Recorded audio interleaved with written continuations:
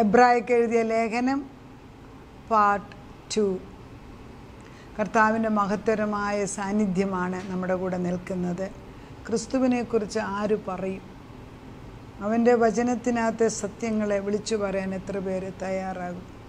എബ്രായ ലേഖനം ആദ്യത്തെ നമ്മൾ 1, 2, 3 ഇങ്ങനെ ഓരോന്ന് പറയുമ്പോഴും കർത്താവിൻ്റെ പരിശുദ്ധാത്മാ നമ്മളോട് പറയുന്നത്, എന്നെക്കുറിച്ച് പറയുമ്പോൾ നിങ്ങളെ തന്നെയാണ് മനസ്സിലാക്കുന്നത്. അതൊരു വലിയ മർമ്മമായിട്ട് എനിക്ക് തോന്നിക്കുന്നു. കർത്താവിനെക്കുറിച്ച്, യേശുവിനെക്കുറിച്ച് പറയുമ്പം യേശുവിനെ അറിയുന്ന യേശു പറയുന്നതിൽ കൂടുതൽ നമ്മളെ തന്നെ അറിയുന്നതാണ്. അവൻ്റെ പ്രതിച്ഛായയാക്കാനായിട്ട് നമ്മൾ ആഗ്രഹിക്കുക. അപ്പോൾ ഈ പുസ്തകത്തിൻ്റെ കേന്ദ്രമായ ബിന്ദു പുത്രനാണ്. ആ ഒരു മഹത്വം ആർക്കും കൊടുക്കത്തില്ല. അത് പുത്രനാണെന്നുള്ളത് വ്യക്തമായിട്ട് എഴുതുക. അവൻ ദൈവ തേജസ്സിൻ്റെ പ്രഭയും ദൈവസത്തയുടെ മുദ്രയുമാണ്. ദൈവ തേജസ്സിൻ്റെ പ്രഭ, അതായത് സൂര്യൻ ഉദിച്ച് ഉച്ചയ്ക്ക് വരുമ്പോഴത്തേക്ക് 7 സൂര്യൻ്റെ പ്രകാശത്തിൽ നിൽക്കുന്നത് പോലെ ദൈവത്തിൻ്റെ തേജസ്സിൻ്റെ പ്രഭ. നമ്മൾ ദൈവത്തിൻ്റെ തേജസ്, അപ്പോൾ ഒരു വ്യക്തി പറയും, നിങ്ങൾ ഈ ഇൻഫോസിസിൻ്റെ ആ മനുഷ്യൻ അയാളുടെ ഭാര്യയോട് സംസാരിച്ച് നിങ്ങളുടെ ഭർത്താവിനെ കുറിച്ച് ചോദിച്ചു, എന്തെന്ന് ചോദിച്ചു, അഭിപ്രായം ചോദിച്ചപ്പോൾ അവർ പറഞ്ഞ്, പിന്നെ എൻ്റെ ഭർത്താവ് സൂര്യനും ഞാൻ ചന്ദ്രനുമാണ്. സൂര്യൻ്റെ പ്രകാശം എൻ്റെ മുഖത്തേക്ക് അടിക്കുന്ന മാത്രമേ എനിക്ക് പ്രകാശമുള്ളൂ. അതൊരു ഒരു ഒരു ഒരു വ്യക്തി അങ്ങനെ പറയണമെങ്കിൽ അതിനകത്ത് വലിയ അർത്ഥമുണ്ട്. എന്നാൽ ബിബ്ലിക്കലി നമ്മൾ നോക്കുമ്പോൾ ദൈവമാണ് നമ്മുടെ ജീവപ്രകാശം. നമുക്ക് എന്തെങ്കിലും ഒരു പ്രകാശം എന്നുള്ളത്, നമ്മളാകുന്ന ചന്ദ്രനിലേക്ക് ഈ ദൈവ തേജസ് വീണില്ലെങ്കിൽ നമുക്കൊന്നുമില്ല. അപ്പോൾ ദൈവത്തെ മറന്നൊന്നും ചെയ്യാൻ നമ്മുടെ തലമുറകൾ പോകരുത്. ആ വഴിയിൽ വിടരുത്. കർത്താവെ, നമുക്ക് പ്രാർത്ഥിക്കാം, വിടരുത്. അടച്ചവർ കർത്താവ് പറയുന്നില്ല, വെളിപ്പാടിൻ്റെ 3:7-8, ദാവീദിൻ്റെ താക്കോലുള്ള വിശ്വസ്തനുമായി ഞാൻ പറഞ്ഞു, ഞാനൊരു വാതിൽ അടച്ചാൽ ആർക്കും അത് തുറക്കാൻ സാധിക്കത്തില്ല. ഞാനൊരു വാതിൽ തുറന്നാൽ ആരും അടയ്ക്കത്തില്ല. ഇതാ ഞാൻ നിൻ്റെ മുമ്പിൽ ഒരു വാതിൽ തുറന്നു വെച്ചിരിക്കുന്നു. അതുകൊണ്ടാണ് ഇബ്രാഹിലേഖനത്തോട് നമ്മൾ ചവിട്ടുമ്പം വിശ്വാസ വീരന്മാരെ പോലെ ചവിട്ടണമെങ്കിൽ കർത്താവിൻ്റെ ആത്മാവ് നമ്മളെ ഹേമിക്കുകയാണ്. വായിച്ച് കടന്നു വാ, എന്നെക്കുറിച്ച് അറിയണം. നിങ്ങൾ എൻ്റെ നാമത്തിൽ എന്തെങ്കിലും ചെയ്യണമെങ്കിൽ എന്നെക്കുറിച്ച് അറിയണം. നമ്മൾ അറിവെന്ന് പറയുന്നത്, ജ്ഞാനം പരിജ്ഞാനത്തിലോട്ട് വരുന്നത് അറിഞ്ഞ് അവനിൽ പ്രവർത്തിക്കുമ്പോഴാണ്. ആ ദൈവത്തിൻ്റെ തേജസ് നമ്മളോട് പറയുകയാണ്, സൃഷ്ടിയിൽ അവൻ പ്രപഞ്ചമുണ്ടാക്കിയവൻ, സകലത്തെയും താങ്ങി നിർത്തുന്നതിനായ ശക്തി, സകലത്തിൻ്റെയും അവകാശിയുമാണ്. വീണ്ടെടുപ്പിൽ അവൻ മനുഷ്യൻ്റെ പാപങ്ങളുടെ ശുദ്ധീകരണം നിവർത്തിച്ചിട്ട് ഇപ്പോൾ സ്വർഗത്തിൽ ദൈവത്തിൻ്റെ വലത്തുഭാഗത്ത് ഇരിക്കുന്നു. ഇത് ദൈവത്തിൻ്റെ ഇപ്പോഴത്തെ സ്ഥാനം എല്ലാം പൂർത്തിയാക്കി വലത്തുഭാഗത്ത് ഇരിക്കുന്ന ദൈവമാണ്.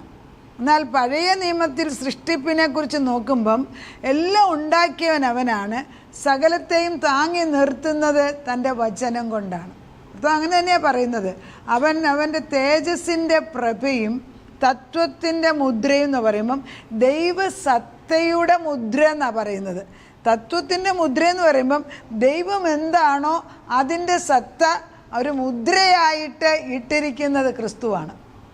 ഒരു മുദ്രയിടെന്ന് പറയുമ്പം ഒരു രാജാവിൻ്റെ മുദ്ര ഇട്ടാൽ രാജാവിൻ്റെ പവറാണ് അതിൽ കാണിക്കുന്നത്. പിന്നെ അതിൽ ആരും തൊടുകയില്ല. വെളിപ്പാടിനകത്തുണ്ട് ഈ മുദ്ര ആര് പൊട്ടിക്കുമെന്ന് ചോദിക്കുന്നു. ഒരുത്തരും ധൈര്യപ്പെടില്ല. യോഹന്നാൻ കരയുകയാണ്, ആര് മുദ്ര പൊട്ടിക്കുമെന്ന്. ലാസ്റ്റിൽ ദൈവദൂതൻ വന്നേച്ച് പറയുന്നത്, കരയണ്ട, കുഞ്ഞാട് തൻ്റെ രക്തം കൊണ്ട് നിങ്ങളെല്ലാം വീണ്ടെടുത്തതാണ്. ആ കുഞ്ഞാട് വന്ന് ഈ മുദ്ര പൊട്ടിച്ച് വായിച്ച് കേൾപ്പിക്കുമെന്ന്. ഒക്കത്തിനും ഓർഡറുണ്ട് സ്വർഗത്തിൽ. ഒന്നിനും ഒരു ബഹളമോ നമ്മൾ കാണിക്കുന്ന പോലുള്ള ആവലാതികളോ വിപ്രാതമോ ഒന്നും അവിടെ ഇല്ല. അവിടെ എല്ലാം വളരെ കറക്റ്റായിട്ട് ചെയ്തിട്ടാണ് നമ്മളെ അറിയിച്ചിരിക്കുന്നതെന്ന് ഓർക്കണം.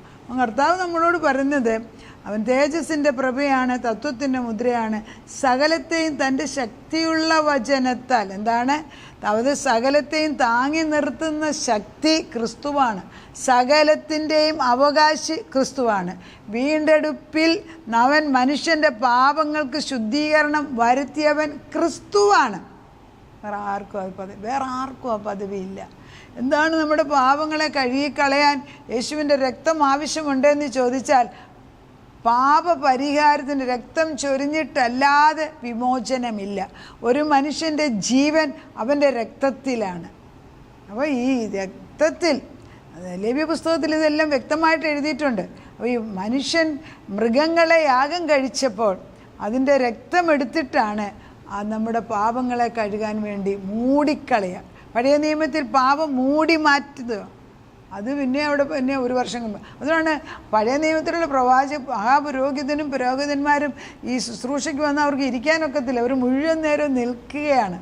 എന്നാൽ യേശുക്രിസ്തുവോ പാപപരിഹാരം ചെയ്ത് നമുക്ക് വേണ്ടി ചെയ്തതെല്ലാം ചെയ്ത് തീർത്ത് പിതാവിൻ്റെ വലതുഭാഗത്ത് ശ്രേഷ്ഠ മഹാപുരോഹിതനായിട്ട് നമുക്ക് വേണ്ടി ഇൻ്റർസീഡ് ചെയ്ത് വലതുഭാഗത്ത് ഇരിക്കുന്നു. ഇനി ജോലിയൊന്നുമില്ല യേശുവിന് ചെയ്യാൻ, ഇനിയുള്ളത് നമുക്കാണ്. നമ്മൾ ചില കാര്യങ്ങൾ അറിഞ്ഞിരിക്കണം.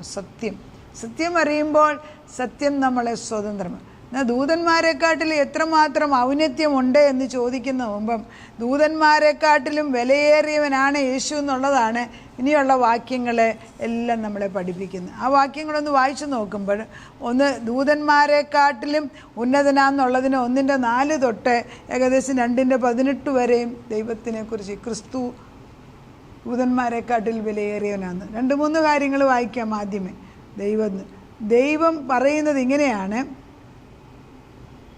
യേശുക്രിസ്തു മഹിമയുടെ വലതുഭാഗത്തിരിക്കുകയും അവൻ ദൈവദൂതന്മാരെക്കാൾ, ഇപ്പം വാക്യം 4, ദൈവദൂതന്മാരെക്കാൾ വിശിഷ്ടമായ നാമത്തിന് അവകാശിയായതിന് തക്കവണ്ണം അവരെക്കാൾ ശ്രേഷ്ഠനായിത്തീരുകയും ചെയ്തു. ദൂതന്മാരെക്കാട്ടിലും ശ്രേഷ്ഠ പദവി. അവിടെയാണ് പറയുന്നത്, നീ എൻ്റെ പുത്രൻ, ഞാൻ ഇന്ന് നിന്നെ ജനിപ്പിച്ചിരിക്കുന്നു.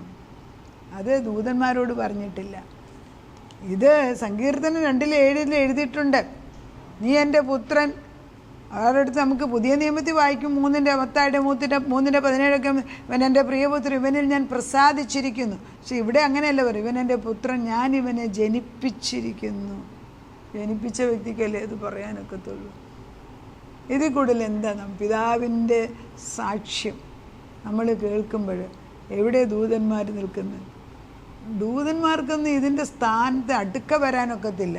അതുകൊണ്ടാണല്ലോ വെളിപ്പാടിനകത്ത് യോഹന്നാൻ ദൂതന്മാരെ കണ്ട് കമന്ന് നമസ്കരിച്ചപ്പോൾ, അരുതരുത്, ഒരിക്കലും അത് ചെയ്യരുത്, ഞാൻ നിങ്ങളെ സഹായിക്കുന്ന ഒരു ദൂതനാണ്, അത്രയേ ഉള്ളൂ. അതിൽ കൂടുതൽ പദവി അവർ ആഗ്രഹിക്കുന്നില്ല. നമ്മൾ വെറുതെ വേണ്ടാത്തൊന്നും ചിന്തിച്ചിട്ട് കാര്യമില്ല. അവിടെ നീ എൻ്റെ പുത്രൻ, ഞാനിന്ന് നിന്നെ ജനിപ്പിച്ചിരിക്കുന്നു എന്നും ഞാൻ അവന് പിതാവും അവൻ എനിക്ക് പുത്രനായിരിക്കുമെന്നും. കണ്ട, പിതാവ് ഞാനാണ് അവൻ്റെ പിതാവ്, അവൻ എൻ്റെ പുത്രനായിരിക്കുന്നു എന്നും ദൂതന്മാരിൽ ആരോടും പറഞ്ഞിട്ടില്ല. ദൂതന്മാരുടെ സ്ഥാനം ദൈവപുത്രൻ്റെ സ്ഥാനത്തിൻ്റെ അടുക്കലെങ്ങും വരികയില്ല. ആദ്യജാതനെ പിന്നെയും ഭൂതലത്തിലേക്ക് പ്രവേശിക്കുമ്പോൾ ദൈവത്തിൻ്റെ സകല ദൂതന്മാരും അവരെ നമസ്കരിക്കണം. ദൈവവും പിതാപുത്ര പരിശുദ്ധാത്മ ഒന്നിച്ച് സൃഷ്ടിച്ചവരാണ് ദൂതഗണങ്ങൾ. അവർ ദൈവത്തെ നമസ്കരിക്കണം. നമ്മൾ ഈ യെശയ്യാ 6 കാണുമ്പോൾ പിതാവാം ദൈവത്തിൻ്റെ സിംഹാസനത്തിന് ചുറ്റും സാറാഫുകളും കേറുബുകളും നിന്ന് സദാസമയം നീ ദൈവം പരിശുദ്ധൻ പരിശുദ്ധൻ പരിശുദ്ധൻ എന്ന് വിളിച്ചു പറഞ്ഞുകൊണ്ടിരിക്കുന്നത്. We are holy, thou art holy holy holy എന്ന് പറയുന്നവർ പോലും ഒരു പരിധിക്കകത്തോട്ട് കയറാൻ ഒക്കൂല. ബട്ട് പുത്രൻ അങ്ങനെയല്ല, പുത്രന് പരിധിയില്ല. He is the embodiment of the Father God. He comes from the bosom of the living God. ഇപ്പോൾ ഒരു അമ്മയുടെ മകൻ്റെ പദവി എന്താണെന്ന് ചോദിച്ചാൽ, അമ്മയുടെ ഗർഭപാത്രത്തിൽ ഇരിക്കുമ്പം അമ്മയും മകനും ഒന്നാണ്. എന്നാൽ ഒന്നാണോ? അല്ല, 2 താനും. ഇല്ലേ? To the baby, to the fetus inside the mother's womb, that is the world. അങ്ങനെ തന്നെയായിരുന്നു പുത്രൻ പിതാവിൻ്റെ മടിയിൽ. പൂർണ്ണമായ പിതാവിൻ്റെ റിഫ്ലക്ഷനാണ് പുത്രനെ നമ്മൾ കാണുന്നത്. ആ പുത്രൻ്റെ റിഫ്ലക്ഷനാണ് നമ്മിൽ കാണേണ്ടത്. What a marvellous creation we are. അതുകൊണ്ടാണ് ഈ 139, 136 സങ്കീർത്തനമൊക്കെ വരുമ്പോൾ, how wonderfully and marvellously you have made in the mother's womb. എന്നെ ദൈവത്തിൻ്റെ പ്രതിച്ഛായയായിട്ട് തൻ്റെ മഹത്വത്തിൽ 136 സങ്കീർത്തനം. ദൈവത്തിൻ്റെ പരിശുദ്ധാത്മാവ് നമ്മളെ എങ്ങനെയാണ് സൃഷ്ടിച്ചിരിക്കുന്നതെന്ന് വേദപുസ്തകം എഴുതിയിട്ടുണ്ട്. 139, ഞാൻ രഹസ്യത്തിൽ ഉണ്ടാക്കപ്പെടുകയും ഭൂമിയുടെ അധോഭാഗങ്ങളിൽ നിർമ്മിക്കപ്പെടുകയും ചെയ്തപ്പോൾ എൻ്റെ അസ്ഥികൂടം നിനക്ക് മറഞ്ഞിരുന്നില്ല. ഞാൻ പിണ്ടാകാരമായിരുന്നപ്പോൾ നിൻ്റെ കണ്ണെന്നെ കണ്ടു. നിയമിക്കപ്പെട്ട നാളുകളിൽ ഒന്നുമില്ലായിരുന്നപ്പോൾ അവയെല്ലാം നിൻ്റെ പുസ്തകത്തിൽ എഴുതപ്പെട്ടിരുന്നു. അത് കഴിഞ്ഞിട്ട് വേറെടുത്ത് പറയുന്നുണ്ട്, അമ്മയുടെ ഉദരത്തിൽ ഉണ്ടാക്കിയപ്പോൾ തന്നെ നീയല്ലോ എൻ്റെ അന്തരംഗങ്ങളെ സൃഷ്ടിച്ചത്. എൻ്റെ അമ്മയുടെ ഉദരത്തിൽ നീ എന്നെ മെടഞ്ഞു, ഭയങ്കരവും അതിശയവുമായി എന്നെ സൃഷ്ടിച്ചിരിക്കയാൽ ഞാൻ നിനക്ക് സ്തോത്രം ചെയ്യും. 139:13-14 വരെയുള്ള വാക്യം. എങ്ങനെ സൃഷ്ടിച്ച? ഭയങ്കരവും മഹത്തരവുമായിട്ട് എന്നെ സൃഷ്ടിച്ച വ്യക്തിയാണ്. എൻ്റെ പൊന്നെ, ഇത് ആരോട് പറയാനാ? ഇതെങ്ങനെ മനസ്സിലാക്കിയെടുക്കാനാ? ഈ കർത്താവിൻ്റെ ശക്തി നമ്മളിലേക്ക് പകരണം. നമുക്ക് അല്പനേരം ദൈവത്തോട് പറയാം, കർത്താവ് ഇത് മനസ്സിലാക്കാനുള്ള വാഞ്ച. അത് ഭർത്താവിനെ മനസ്സിലാക്കുമ്പോൾ നമ്മളെയാ മനസ്സിലാക്കുന്നതെന്ന് മനസ്സിലാക്കണേ. അതൊരു വലിയൊരു മർമ്മമാണ്. ദൈവം പറയുന്നത്, നീ എന്നെക്കുറിച്ച് പഠിക്കുമ്പോൾ നിന്നെക്കുറിച്ച് കൂടെ പഠിക്കുന്നതെന്ന്. അതൊരു വലിയ ശക്തിയല്ലേ. ഞാൻ ആരെന്ന് എനിക്കറിയാൻ കഴിഞ്ഞിട്ടല്ലേ പലരും വാണ്ടർ ചെയ്തിടുന്നത്. പിള്ളേരൊക്കെ, പിള്ളേർ മാർക്ക് കുറഞ്ഞെന്നും പറഞ്ഞ് സൂയിസൈഡ് ചെയ്യും. പിന്നെ വേറെ പിള്ളേർ അപ്പനും അമ്മയും വഴക്കുണ്ടാക്കിയെന്നും പറഞ്ഞ് വേണ്ടാത്തത് ചെയ്യും. എന്തൊക്കെ ചെയ്യുന്നത് കാണുന്നുണ്ട്. അവരാരെന്ന് അവർക്കൊരു ബോധമില്ല. ഒന്നാമത് പഠിപ്പിച്ചു കൊടുക്കാൻ അപ്പനും അമ്മയ്ക്ക് പോലും അറിയത്തില്ല. നമ്മളെല്ലാം ഈ ആവശ്യമില്ലാത്ത കാര്യങ്ങൾക്ക് അതിപ്രാധാന്യം കൊടുത്ത് കുഞ്ഞുങ്ങളെ ദൈവത്തിൻ്റെ വെളിച്ചത്തിൽ വളർത്താതിരുന്നാൽ പിതാവാം ദൈവത്തിന് ദുഃഖം, പുത്രന് ദുഃഖം, പരിശുദ്ധാത്മാവിന് ദുഃഖം. തിരിച്ചു കടന്നു വരാൻ ദൈവം നമ്മളെ ആഹ്വാനം ചെയ്യും. നമുക്ക് പ്രാർത്ഥിക്കാം. നാഥ, പുത്രനെക്കുറിച്ച് എത്ര മഹത്തരമായിട്ട് പിതാവ് എഴുതിയിരിക്കുന്നു. ഇവൻ എൻ്റെ പുത്രൻ, ഇവനെ ഞാൻ ജനിപ്പിച്ചിരിക്കുന്നു. ഞാൻ അവന് പിതാവും അവൻ എനിക്ക് പുത്രനുമാകുന്നു. ഈ ഒരു സത്യം ദൂതന്മാരെക്കുറിച്ച് പറഞ്ഞിട്ടില്ല എന്ന് വചനം പറയുന്നു. കൂടുതൽ അടിയും തോറും ക്രിസ്തുവിൻ്റെ ഔന്നത്യത്തെക്കുറിച്ചാണ് ചിന്തിക്കുന്നത്. ക്രിസ്തു ആര്? ദൂതന്മാരെക്കാട്ടിലും ഔന്നത്യമുള്ളവൻ. അതൊരു മഹത്തരമായ പദവിയെ ലഭിച്ച 1-ാം അധ്യായം തൊട്ട് 1-2 അധ്യായം വരെ അവസാനം വരെയും ദൂതന്മാരെക്കാട്ടിലും എത്രയോ ഉന്നത പദവിയാണ് യേശുവിനുള്ളതെന്ന് ഞങ്ങളെ പഠിപ്പിക്കുന്നു. അതിനാൽ ഞങ്ങൾ നിന്നെ നന്ദിയോടെ സ്തോത്രം ചെയ്യുന്നു. നീ പറഞ്ഞു തരുന്ന ഈ വാക്യങ്ങൾ 1-ാം അധ്യായം വ്യക്തമായിട്ടും ഓരോ വാക്യങ്ങളും ഞങ്ങളുടെ ഹൃദയത്തിൽ എഴുതി തരണം. നിൻ്റെ വിരൽ കൊണ്ട് അത് എഴുതി ഉറപ്പിച്ചു തരണം. അതിൽ നിന്ന് മാറാൻ ഞങ്ങളെ ഞങ്ങളുടെ തലമുറയെ വിടുകയില്ല. ഞങ്ങളീ പഠിക്കുന്ന ഈ സത്യവചനങ്ങൾ ഞങ്ങളുടെ തലമുറകളിലേക്ക് പാസ് ഓൺ ചെയ്യണം. അത് ദൈവത്തിൻ്റെ വിശ്വസ്തതയാണ്. തലമുറ നീ ചെയ്യുന്ന അനുഗ്രഹങ്ങൾ 1000 തലമുറ വരെ ഓർക്കുന്ന നീ പറഞ്ഞിരിക്കുന്നത്. അതിലൊന്നായി ഇത് മാറട്ടെ. തലമുറകളിലേക്ക് ഇത് പാസ് ചെയ്യട്ടെ. ഇത് കേൾക്കുന്ന കുടുംബങ്ങൾ ഇത് ഐശ്വര്യമായിട്ട് മാറട്ടെ.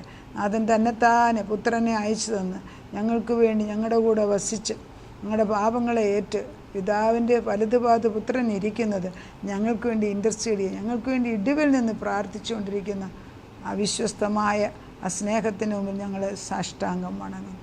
നാഥ, ഞങ്ങളെയും തലമുറകളെയും കുടുംബമായിട്ട് നിന്റെ മുമ്പിൽ കൊണ്ടു നിർത്തുന്നു. ഈ തോട്ടത്തിൽ നിനക്കും ഞങ്ങൾക്കും മാത്രമേ പ്രവേശനമുള്ളൂ. അതിനാൽ ഞങ്ങൾ നിന്നെ സ്തുതിക്കുന്നു. യേശു ക്രിസ്തുവിൻ്റെ പൊന്നുനാമത്തിൽ തന്നെ. ആമേൻ.